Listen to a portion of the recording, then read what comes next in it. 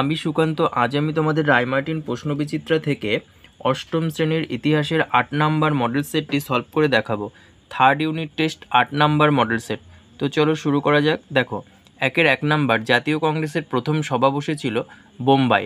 ২ number দেখো, বঙ্গভঙ্গের পরিকল্পনা করেছিলেন লর্ড কার্জন। ৩ নাম্বার, অহিংসা সত্যাগ্রহ ভারতে আনেন গান্ধীজি। ৪ নাম্বার দেখো, চৌরি চৌরার ঘটনা ঘটে গোরক্ষপুরে। তারপরে দেখো, এ কোড অফ জেন্টো লস এর রচয়িতা হলেন দেখো নাথানিয়েল ব্রাসি হালহেড। তারপরে দেখো ২ নাম্বার, বেমানান শব্দটি খুঁজে বের করো। ১ নাম্বার, এখানে বেমানান হবে বাংলা। ২ নাম্বার, এখানে বেমানান হবে উইলিয়াম পিট। ৩ নাম্বার, এখানে বেমানান হবে পৌরসভা। ৪ number, doctor Rajendra Prasad, doctor Sarvepalli Radhakrishnan, Jawaharlal Nehru, B আর আম্বেদকর। এখানে বেমানান বি আর আম্বেদকর। তারপরে দেখো ৫ নাম্বার, এটা বেমানান হবে তেভাগা আন্দোলন। তারপরে দেখো ম্যাচ। ১ নাম্বার, হিন্দু প্যাট্রিয়ট, এটা হবে নীল বিদ্রোহ। ২ নাম্বার, বাহাদুর শাহ জাফর, এটা হবে শেষ মোগল সম্রাট। ৩ নাম্বার, রাজা রামমোহন রায়, এটা হবে সতীদাহ বিরোধী আন্দোলন। ৪ নাম্বার, বিজয় কৃষ্ণ গোস্বামী, এটা হবে ব্রাহ্ম সমাজ। তারপরে ৫ নাম্বার, সাঁওতাল বিদ্রোহ, এটা হবে সিধু ও কানহ। তারপরে দেখো সত্য মিথ্যা। ১ নাম্বার, এটা সত্য হবে। ২ নাম্বার মিথ্যা, ৩ নাম্বার সত্য, ৪ নাম্বার মিথ্যা, ৫ নাম্বার মিথ্যা।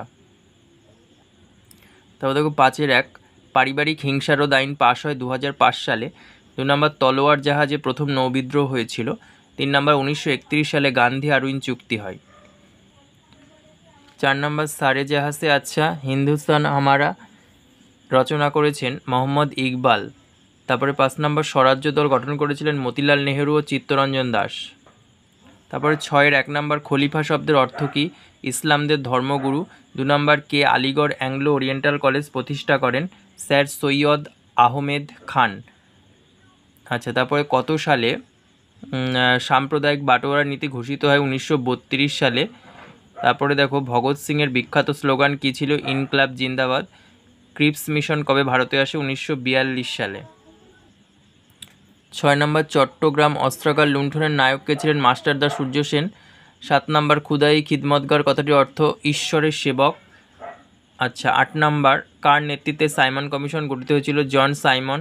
৯ নম্বর, গান্ধীজির কাছে চরকা কিসের প্রতীক ছিল? প্রগতির প্রতীক। ১০ নম্বর, কত সালে জাতীয় কংগ্রেস প্রতিষ্ঠিত হয়েছিল? ১৮৮৫ সালে। ৭-এর ১, মহাত্মা গান্ধীর সত্যাগ্রহ আদর্শের মূল ভাবনা কী ছিল? দেখো ২৫০ পেজের ৪ নম্বর কোশ্চেন, এখান থেকে দেখে নাও, শেষে এইটুকু আছে, দেখে নাও। তারপরে দেখো ২ নাম্বার, কাকে কেন সীমান্ত গান্ধী বলা হয়? এটা ২৫৫ পেজে ৩১ নাম্বার কোশ্চেন, দেখো এখান থেকে দেখে নাও।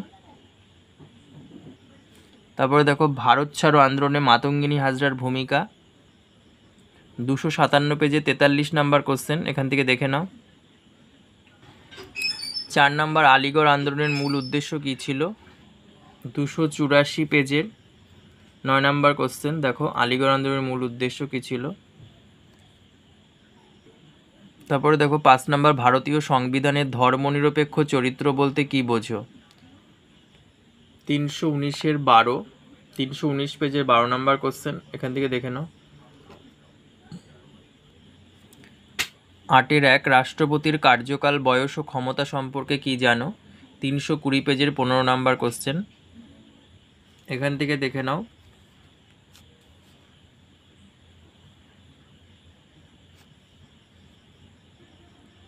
তারপরে দেখো, উপরাষ্ট্রপতির কার্যকাল, বয়স ও ক্ষমতা সম্পর্কে কী জানো? ৩২০ পেজের ১৯, দেখে নাও এখান থেকে।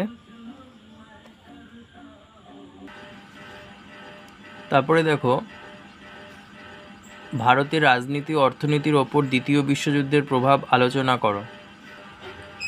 এটা পাঠ্য বই থেকে পড়ে নেবে। তারপরে দেখো, অলিন্দ অভিযান কবে কিভাবে হয়েছিল? এখান থেকে পড়বে অলিন্দ যুদ্ধ বলতে কী বোঝো, বা অলিন্দ অভিযান।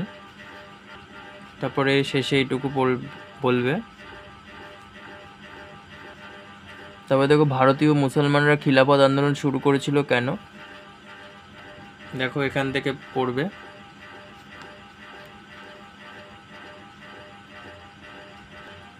তারপরে দেখো মহাত্মা গান্ধীর নেতৃত্বে পরিচালিত 3টি আঞ্চলিক আন্দোলন বিশ্লেষণ করো। দেখো এখান থেকে পড়বে।